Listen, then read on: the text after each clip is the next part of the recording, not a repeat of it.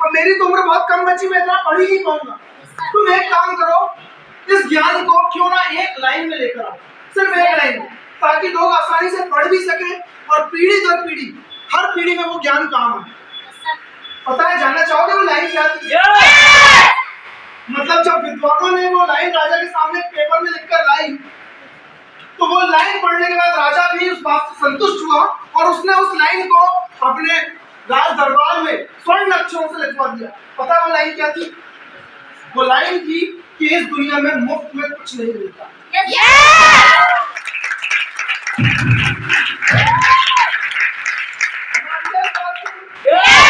इस दुनिया में मुफ्त में कुछ नहीं मिलता, हर चीज की कीमत चुकानी पड़ती है। वैसे ही आज आप यहाँ पर आए, आज आपको यहाँ मिलने क्या वाला है? यहाँ पर स्टेज में इतने सारे चैंपियंस आए, सभी लोगों को कुछ ना कुछ बताकर लाया गया होगा। आपको यहाँ मिलने क्या वाला है? एक मौका। क्या मिलने वाला है? किस चीज का मौका? एक मौका जो आपकी जिंदगी को बदल सकता है। एक मौका जो गरीबी से हटकर, गरीबी से उठकर हमें अमीर बनने का मौका देता है। एक ऐसा मौका जो हमें एक अच्छी जिंदगी जीने का मौका देता है। एक ऐसा मौका जो लाइफ को लाइफ स्टाइल में बदलने का हमें जो है रास्ता देता है। एक ऐसा मौका आपको यहाँ से मिलने वाला है कि आप अपने जो बीमारी युक्त जो जीवन होता है, बीमारी वाला जो जीवन होता है, उससे आप मुक्त हो सके। एक ऐसा मौका आपको यहाँ पर मिलने वाला है। और दोस्तों यकीन मानिए, ये मौका आपको मुफ्त में तो नहीं मिलेगा। ये आपको मुफ्त में नहीं मिलने वाला, क्योंकि दुनिया में कोई भी चीज मुफ्त में नहीं मिलती। ये लाइन हमेशा याद रखना, लास्ट तक याद रखना। बात करेंगे तो आप बोलेंगे सर 100 रुपए तो ले लिए पहले से, अभी और क्या थे? 100 तो पहले ले लिए ना। यस दोस्तों, मैं आपको बताना चाहूंगा, जो 100 रुपए आपने दिया था ना, वो उस गेट से अंदर आने की फीस थी, एंट्री फीस थी। और वो 100 रुपए अभी तक पुष्पेंद्र सर को आपने सुन लिया और इतने सारे चैंपियंस को आपने देख लिया, वो 100 रुपए आपका वसूल हो चुका है। अभी जो मिलने वाला ये बोनस है। अभी जो मिलने वाला है ना, ये बोनस मिलने वाला है। पैसा आपका 100 रुपए वसूल हो चुका है। सही है? पर ये आपको मुफ्त मिलेगा, पर इसकी भी कुछ कीमत चुकानी पड़ेगी। और कहते हैं कि हर चीज की कीमत पैसों से नहीं आती जाती। आप हर चीज को पैसों से नहीं खरीद सकते। वैसे ही ये मौका ये आपको मिलने वाला है। इसके लिए आपकी कुछ चीजें चाहिए होगी मुझे। क्या देने के लिए तैयार हो? सच में? वो कीमत होगी कुछ मिनट। आप क्या देना चाहते? वो कीमत है आपका अटेंशन। क्या दे सकते हैं? वो कीमत है आपका फोकस। वो कीमत है आपका एक्साइटमेंट। दे सकते हैं? सभी लोगों का जो है समझ में नहीं आ रहा। कुछ ये चंद सामने के जो लोग हैं भाई एक्साइटेड नजर आ रहे हैं। क्या सभी लोग एक्साइटेड हैं? आपका शायरी होगा, मतलब जो अभी आपका दिमाग होगा यार गर्मी लग रही है, अभी मैं अगर लेटर उतार दूं तो आपको समझ में आएगा सबसे ज्यादा गर्मी तो सर पे लग रही है। ये आप देख सकते हो। तो मैं सोच रहा हूँ कि नहीं, आप लेजर पहन ही लेते हैं। सही है? अब सोचो कि आपसे ज्यादा गर्मी तो हमको लग रही है, फिर भी हम जो है बोल रहे हैं क्योंकि हम चाहते हैं कि यहाँ पर आपको कुछ देकर जाए।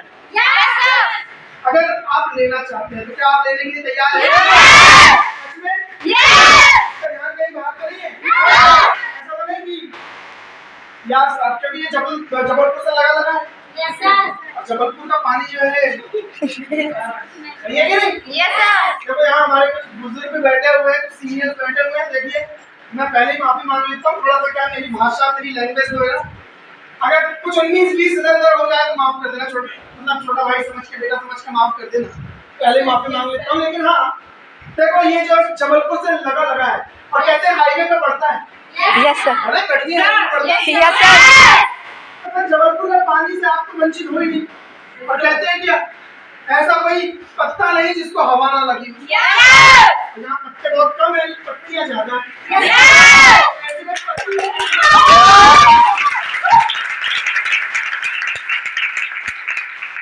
पत्ती भी नहीं जिसको हवा ना लगे। ये ना यहाँ तो हवा नहीं लगी, पूरा सर हमको तो पूरा तूफान लगा।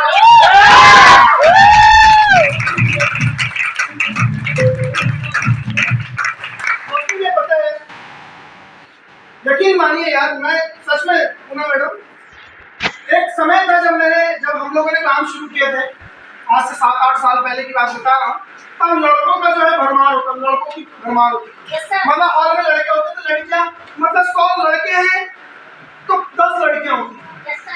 पर आज यकीन मानिए, मैं जहाँ जहाँ प्रोग्राम लगाने गया हूँ वहाँ लड़कियों का बोलबाला चल रहा है।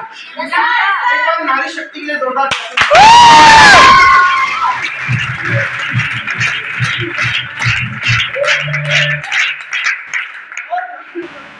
और लड़कियों को मैं जो है कुछ संदेश देना चाहूंगा, पर अगर सच में उसको अगर आप ले जाना चाहते हो तो दूंगा। अगर उस पर अमल करोगे तो बेहतर है। पता है लड़कियां क्यों आगे? आज मेरे बिरादरी वाले भी यहाँ पर है, लेकिन कम है थोड़े। आज यहाँ 70 से 80% लड़कियां हैं, 20% 25% लड़के हैं यहाँ।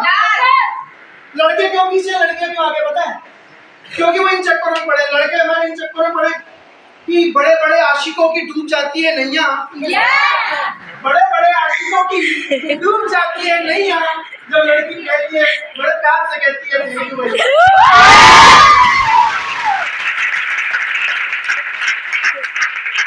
और लड़कियां भी, अब लड़कियां आगे क्यों है देखिए, क्योंकि लड़कियों को जब जब मौका मिला उन्होंने साबित करके बताया है कि वो सर्वश्रेष्ठ है, वो उत्तम है, वो बेहतरीन है। जब लड़कियों को मौका मिला है, आप देख सकते हैं लड़कियों को पढ़ने का मौका अभी कुछ सालों से मिला है।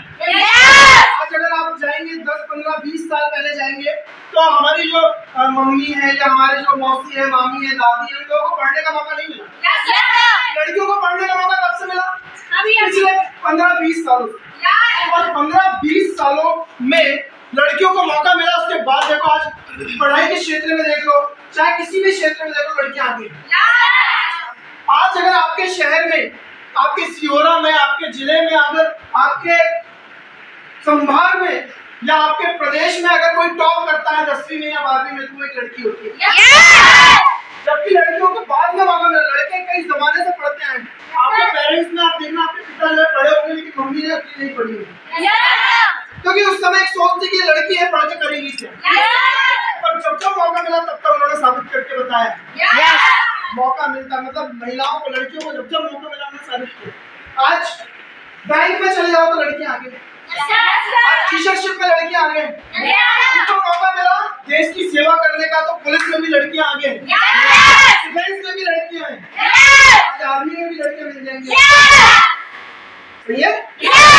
आज अगर देखा जाए तो आज अगर प्राइवेट सेक्टर में चले जाएं तो प्राइवेट सेक्टर में भी लड़कियां सबसे आगे। बड़ी बड़ी कंपनियों की सीईओ भी लड़कियां हैं। आज अगर हम देखें तो आज बैंकिंग सेक्टर के बाद अगर हम देखें राजनीति में चले जाएं तो राजनीति में भी लड़कियां आगे। आज अगर देश के सर्वोच्च सबसे ऊंचा पद जिसको हम बोलते हैं राष्ट्रपति, हमारे देश की प्रथम महिला जिसको बोलते हैं प्रथम महिला मतलब राष्ट्रपति जो पद होता है, उसमें भी श्रीमती द्रौपदी मुर्मू जी हैं।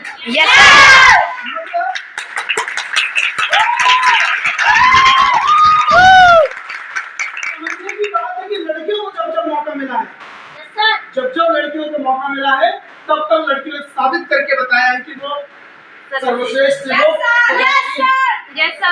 पर उसके बाद भी देखें तो बहुत ऊंचे पर, आज अगर स्टेज में देखें तो यहाँ पर भी लड़कियां ज्यादा हैं। एक्टिंग भी लड़की कर रही है, प्लान भी आज लड़की कर रही है, लड़कियां आगे हैं। पर कई बार क्या होता है कि कुछ लड़कियों की गलत सोच, गलत आदत की वजह से बाकी लड़कियों को भी इसका खामियाजा भुगतना पड़ता है।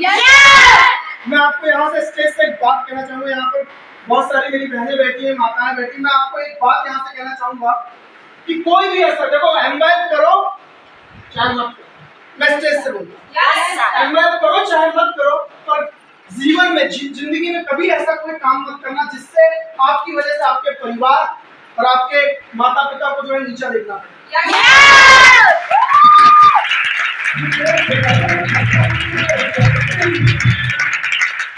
वादा करते हो?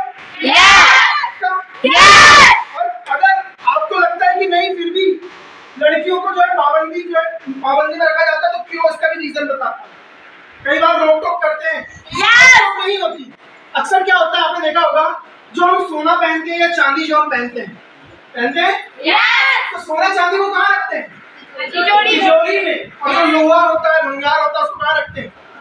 कबाड़ में। तो वैसे ही लड़कियां जो होती है वो सोने की तरह होती है, कीमती होती है, और लड़के जो होते हैं भंगार की तरह होते हैं।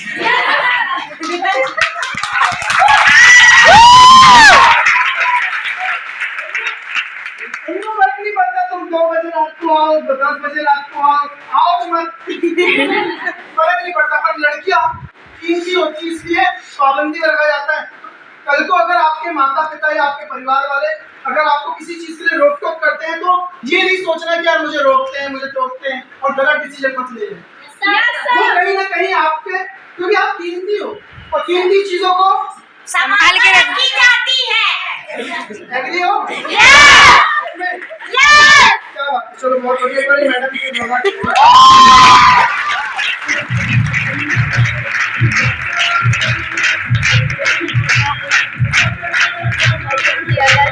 क्या जोश है यार, क्या जोश है। Thank you sir.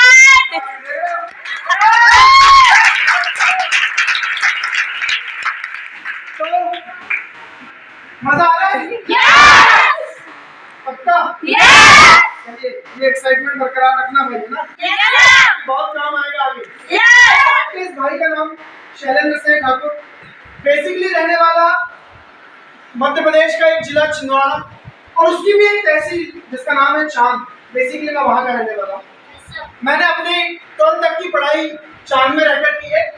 एक मिडिल क्लास फैमिली का बंदा, जिसके घर में कमाई के लिए सिर्फ एक साधन था, एक रास्ता था, वो भी टेलरिंग की दुकान।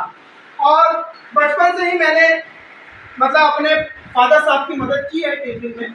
और उसकी सबसे बड़ी वजह ये थी क्योंकि एक गरीब व्यक्ति के पास, उसके पास जो है, अगर उसको अच्छी जिंदगी जीना है या अच्छा कुछ बेहतर करना है तो उसके पास रास्ते बहुत कम होते हैं। मेरे पास बहुत कम रास्ते थे और घर में उतनी अच्छी स्थिति नहीं थी। घर वालों ने एक ही चीज बताई थी कि बेटा देख, तू अगर पढ़ाई कर लेगा, तू अगर अच्छा परसेंटेज लेके आ जाएगा तो तेरी भी अच्छी नौकरी लग जाएगी, और अच्छी नौकरी लगेगी तो घर की स्थिति बदल जाएगी। बचपन से यही चीज मुझे बताई गई। मेरी जो डेली रूटीन हुआ करती थी, सुबह उठता था, तैयार होता था, पूजा करता था, उसके बाद फिर जाता था दुकान खोलता था, वहां से स्कूल जाता था। 11 बजे स्कूल गए, 4 बजे छुट्टी होती थी, फिर स्कूल से जो है घर नहीं आना, उसके बाद दुकान आना, दुकान में काम करना 8:30 बजे तक, और उसके बाद फिर बंदा जो है घर आता था 8:30 बजे। 8:30 बजे आने के बाद पढ़ाई करता था, और इसी यही सिलसिला लगभग ये 12वीं कक्षा तक चला। और मैं आपको बताना चाहूंगा, मुझे खेलने का बहुत शौक था, मुझे घूमने फिरने का बड़ा शौक था, दोस्तों के साथ मतलब इधर उधर जाना मुझे बड़ा अच्छा लगता था। पर क्या करें, मजबूरी थी। और पापा ने एक बात से जो है मुझे डरा कर रखा था। जब मैं दुकान में काम करने जाता था तो पता है पापा एक चीज बोलते थे कि बेटा देख, अगर तू अच्छे से पढ़ाई नहीं करेगा, तू अगर खेलने कूदने में ज्यादा ध्यान देगा ना, तो जो हमारे यहाँ चाय लेके आता था दुकान वाला, उसका उदाहरण देते थे कि अगर तूने अगर अच्छे से पढ़ाई नहीं किया ना तो इसकी तरह तो कब्बसी होना पड़ेगा उधर। और इस डर की वजह से मैं पढ़ाई करता था। और यकीन मानिए, मैं थैंक्स करना चाहूंगा अपने पेरेंट्स का, जिन्होंने मुझे सही रास्ता दिखाया। अगर वो नहीं दिखाते होते तो आज मैं पढ़ाई में उतना अच्छा नहीं, मतलब पढ़ाई में उतना अच्छा बंदा नहीं होता। आज अगर 10th की बात करें तो मेरा 86%, मतलब 10वीं कक्षा तक लड़कों में मैंने टॉप किया था। उसके बाद 10th में आपका छोटा भाई 86% के साथ क्वालिफाई किया, 100 आउट ऑफ 100 मार्क्स मैथमेटिक्स में लेके आया था बोर्ड।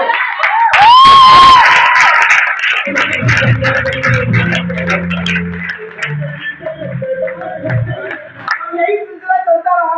आगे जो है आपके भाई ने 12th क्लास में 89% लेकर आए थे मैथमेटिक्स सब्जेक्ट से, और सन 2012 में माननीय मुख्यमंत्री शिवराज सिंह चौहान जी द्वारा जो है मुझे अवार्ड मिला था 2012 में।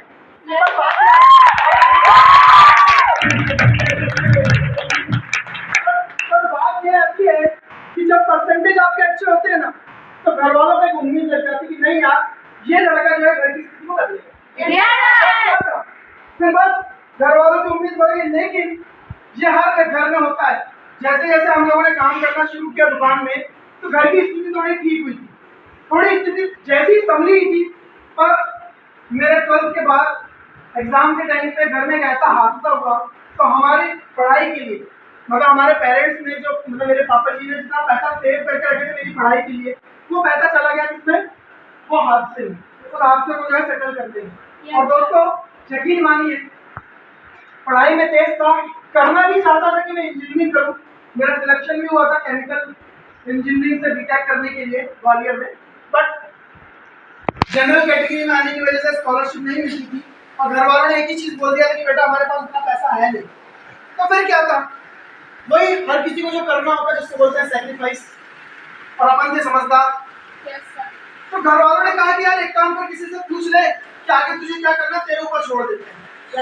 क्योंकि हमारे मतलब ये हर किसी के साथ होता है, यहाँ पर आए हुए हर व्यक्ति के साथ होता होगा। आपके पेरेंट्स कभी आपको ये नहीं बोलते कि तू ये कर और वो कर, वो आपके ऊपर छोड़ देते कि आपको क्या करना है। अगर जो भी मदद की जरूरत पड़ेगी वो हम करेंगे, क्योंकि कोई भी माँ बाप अपने बच्चों का बुरा नहीं चाहता।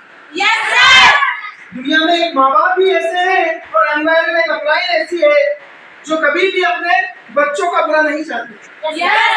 बात है। तो दोस्तों घर वालों ने छोड़ दिया था, तो मैंने अपने मामा जी के बेटे से पूछा कि बताओ भैया क्या करना है, क्योंकि वो भी पढ़ाई में अच्छे थे पर वो प्राइवेट में जॉब कर रहे थे। मैंने उनसे पूछा तो उन्होंने कहा कि यार शैलेंद्र एक काम कर, तुझे जल्दी नौकरी चाहिए तो एक काम कर आईटीआई कर ले। क्या कर ले? आईटीआई। अब मैंने सोचा हाँ ठीक है आईटीआई, क्योंकि वो भैया थे रिस्पेक्टेड थे, तो उनकी बात हमने मान ली। अभी आईटीआई में एडमिशन तो ले लिए और उनका कहना है पड़ा कि तेरे तू पढ़ाई में अच्छा है, तेरे परसेंटेज भी अच्छे हैं, तू आईटीआई में पास हो जाएगा, तेरे परसेंटेज आएंगे तो तेरा वैसे ही सिलेक्शन हो जाएगा मल्टीनेशनल कंपनी में। मैंने बोला ठीक है ऐसे ही कर ले। 3 महीने जो है आईटीआई किया, उसके बाद पता चला कि आईटीआई का फुल फॉर्म क्या होता है। 3 महीने बाद कहानी समझ में आई आईटीआई की, उसका पहले पता नहीं था। और यहाँ पर ऐसे बहुत कम लोग होंगे जिनको आईटीआई का फुल फॉर्म पता होगा, जो कर रहे होंगे, मेरे जैसे रहे होंगे कि मैंने भी करने का डिसीजन ले लिया, कर भी रहा था लेकिन मुझे पता ही नहीं था। 3 महीने बाद पता चला कि आईटीआई का फुल फॉर्म होता है इंडस्ट्रियल ट्रेनिंग इंस्टीट्यूट, जिसको हिंदी में बोलते हैं औद्योगिक प्रशिक्षण संस्थान। मतलब 3 महीने बाद पता चला कि आपको एक ऐसे इंस्टीट्यूट में काम कर रहे हो, आप ऐसे इंस्टीट्यूट में पढ़ रहे हो जहां पर यह सिखाया जाता है कि उद्योगों में काम कैसे करना है, फैक्ट्री में काम कैसे करना है। मतलब कुल मिलाकर पढ़े लिखे मजदूर तैयार किए जाते हैं आईटीआई में।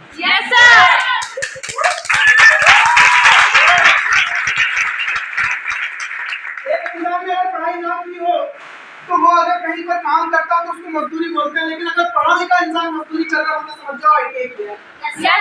क्योंकि वहाँ फुल 8 घंटे जो है आपको कैसे किसी फैक्ट्री में रहकर काम करना ये सिखाया जाता है। अपन ने सीधे फोन घुमाया पापा को, पापा जी ऐसी ऐसी कहानी है। कैसी कहानी है कि पापा आईटीआई मतलब तो यहाँ तो अपना ऐसा समझ लो कि कभी अपन बड़ी जॉब बड़े पद को कभी हासिल नहीं कर पाएंगे, अपन जूनियर ही रह जाएंगे, 15-20 हजार में समझ के रह जाएंगे। उन्होंने एक चीज कही कि बेटा ठीक है अब तू देख ले, तुझे क्या लगता है तुझे क्या करना है। फिर क्या था, फिर होता है ना जैसे हर एक लड़के या लड़की के जीवन में या उनके मोहल्ले पड़ोस में ऐसे एक व्यक्ति होते हैं जो आपको सलाह देते हैं। मतलब पूरा घर वाले भी जो होते हैं उनके पास पहुंचते हैं उनसे पूछने के लिए कि अगर कुछ भी करना है पढ़ाई को लेकर या कुछ आगे करना है तो वो चाचा से पूछते हैं